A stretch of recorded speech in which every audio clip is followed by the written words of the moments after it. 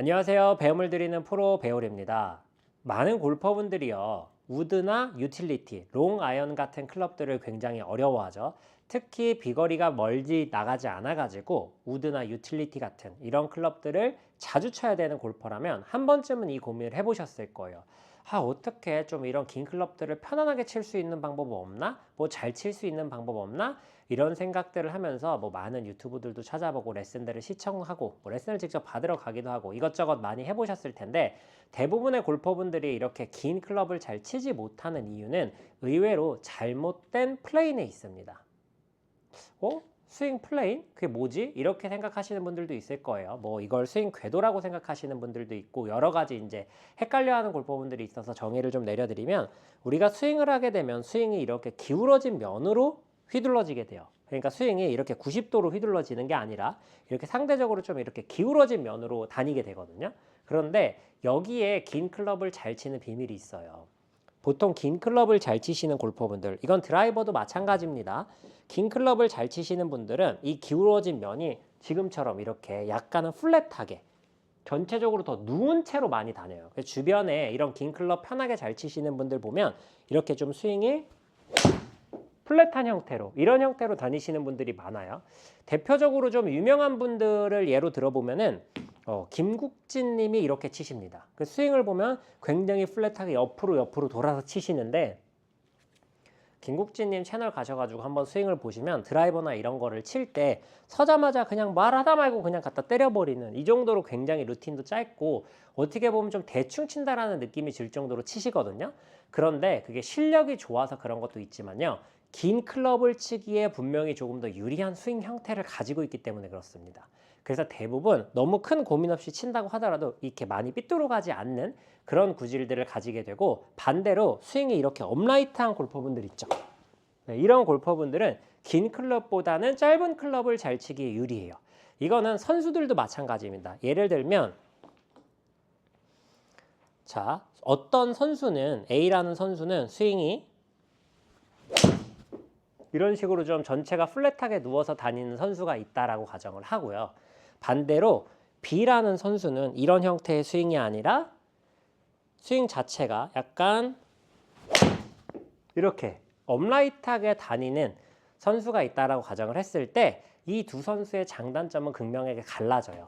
당연히 플랫한 선수가 긴 채를 잘 치기에 유리하고, 업라이트한 선수는 상대적으로 짧은 채를 잘 칠 가능성이 높습니다. 아니, 가능성이 높다라고 표현을 하는 게 아니라, 만약에 둘의 능력이 같다면 한 A라는 골퍼는 긴 채를 잘 칠 수밖에, B라는 골퍼는 짧은 채를 잘 칠 수밖에 없다라고 얘기를 해도 돼요. 그래서 대부분 스윙을 할 때 드라이버랑 아이언이랑 뭐 스윙이 같나요? 똑같이 하나요? 라고 물어봤을 때 큰 틀은 제가 같다고 표현하지만 이런 요령들에서 약간 차이가 나요. 그래서 긴 클럽이 잘 맞지 않아서 고민을 하시는 분들은 스윙을 할 때 이런 이미지를 가지고 한번 해보세요.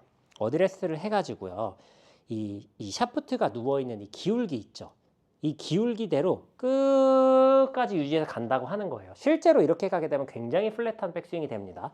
그런데 내 머릿속에 그런 이미지를 가지고 백스윙을 하더라도 백스윙이 이 하프 스윙 이상 지나서 백스윙 탑에, 요 탑까지 올라가는 구간에서는 손이 위로 올라갈 수밖에 없거든요. 그래서 어드레스 했던 이 기울기가 끝까지 유지된 채로 이렇게 가는 게 아니라, 어드레스 했을 때 기울기가 유지된 채로 가다가 이 하프 스윙 시점쯤 오면 그 기울기가 살짝 높아지는 이런 현상이 자연스럽게 있어요. 그래서 머릿속의 이미지는 손을 들어 올린다는 이미지 없이 어드레스를 하고 끝까지 그 기울기를 유지한 채로 간다라고 생각을 하고 어드레스를 한 다음에 스윙을 해보시면 훨씬 더 긴 클럽을 편안하게 칠 수 있어요.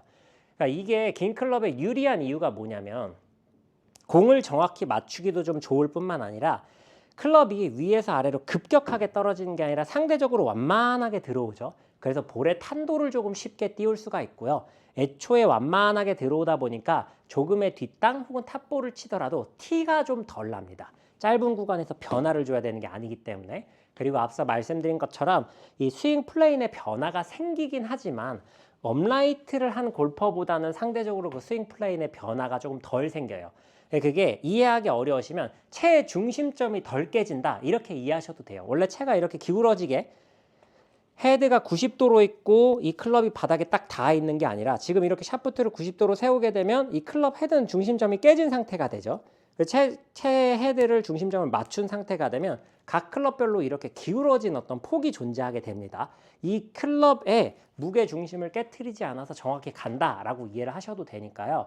평상시에 좀 긴 클럽에 대해서 고민을 하셨던 골퍼분들은 어드레스를 하고 어드레스 했던 이 샤프트 기울기 그대로를 유지해서 끝까지 마치 좀 이렇게 샤프트가 이렇게 누워서 가는 듯한 이런 이미지를 가지고 스윙을 해보시면 긴 클럽을 치시는데 굉장히 큰 도움이 됩니다. 그리고 오늘 제가 설명드린 이 샤프트 기울기 즉 플레인에 대한 이해는요. 우리가 흔히 얘기하는 백스윙 탑에서 수직 낙하 혹은 탑에서 다운스윙 전환될 때 이 샬로잉과 같은 얘기예요. 결국에 이 수직 낙하를 하면서 샤프트가 조금 더 이렇게 누워지게 혹은 백스윙 탑에서 샬로잉을 하면서 이 누워진 샤프트로 완만하게 들어올 수 있게 해주기 위해서 그런 동작들을 설명을 하는 건데 인위적으로 이 부분을 바꾸는 건 좀 어려우니까 머릿속에 스윙 이미지를 내 클럽은 전체적으로 이렇게 누워서 조금은 약간 원이 마치 이렇게 평행한 듯게 가는 듯한 이미지로 스윙을 하는 것이 긴 클럽에 훨씬 유리하구나 라는 사실을 알고 플레이 해보셨으면 좋겠습니다.